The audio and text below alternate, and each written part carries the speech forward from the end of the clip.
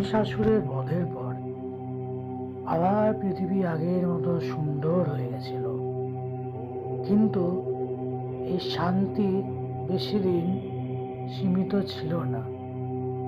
মহিষাসুর বধ হয়ে গেলেও আর এক শয়তানের আবির্ভাব ঘটল আমাদের এই পৃথিবীতে।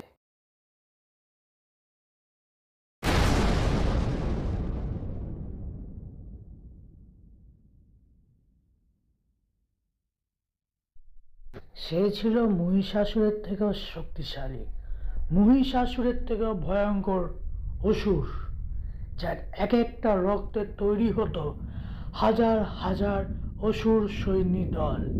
আর সে হলো রক্তবীজ।